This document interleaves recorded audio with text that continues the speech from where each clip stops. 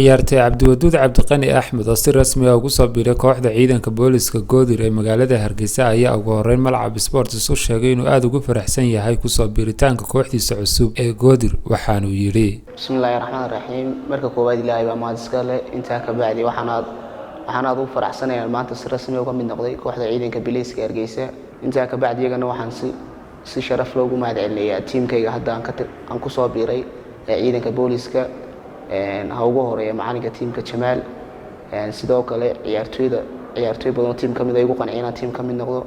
alxamdulillah mar labaad iyo mar saddexaad baan ugu faraxsanahay kamid noqdo horyaalka heer qaran ee dhawaan bilaaban doona haddii alla idhaahdo isagoo kooxdiisa cusub u rajeeyay inuu la gaari doono guulo ayaa waxa uu isagoo arrimahaas ka hadlaya Cabdiwaduud Cabdiqani Axmed uu yiri waxaan rajeynayaa inaan horyaalkan dhawaan la qabanayo dilayna gaarsiin inaan tiimkayga guulo wax ku la gaadho muhiimadeedu koowaadna waxa weeyaan tiimka koobka la guuleysto insha Allah dilayna gaarsiin Cabdiwaduud Cabdiqani Axmed oo adduun lacageed oo dhan 7 milyan oo shilinka Soomaaliland ugu soo wareegay kooxda ciidanka booliska ee Goodir ee magaalada Hargeysa ayaa isagoo u mahadnaqaya kooxdiisii hore ee wasaaradda horumarinta caafimaadka Hargeysa waxa uu yiri tiimkayga hore wasaaradda horumarinta caafimaadka oo aan waqti aad u badan soo wada joognay muddo 3 sano iyo badha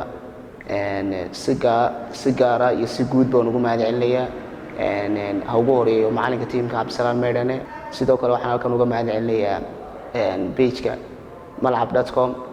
aad buu mahadsantihiin Axmed Taye Qaran wararka Malcab magaalada Hargeysa.